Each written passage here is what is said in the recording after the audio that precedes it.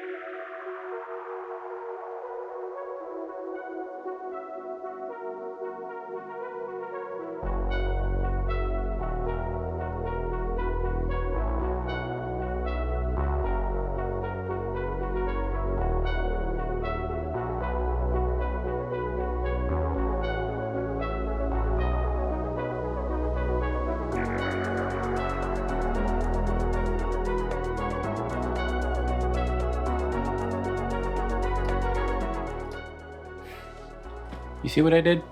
Rookie mistake. Wrong orientation. But I'll fix it here in a minute.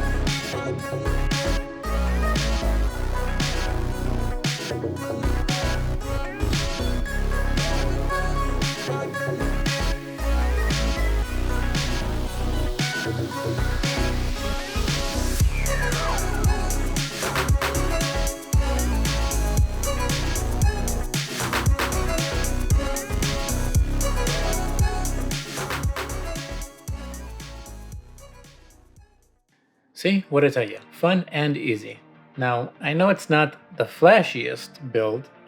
I just wanted functionality, and I wasn't going for a gamer build, more of a creator build, so I didn't need the best out there, nothing high end, because it was just an overkill for what I'm going to use it for. But I will admit, one thing that made a huge, unbelievable difference that I can never see myself going back to the original setting for it was when I finally connected the display port to this monitor. It started running to its almost full potential, 144 hertz. I think it can overclock to 150, but going from 60 hertz to 144 blew my mind. I can never see myself going back to 60 hertz, and it's 4K as well. So 4K 144 hertz is amazing, and I'm pretty sure for any hardcore gamers out there, 144 is still on the lower end.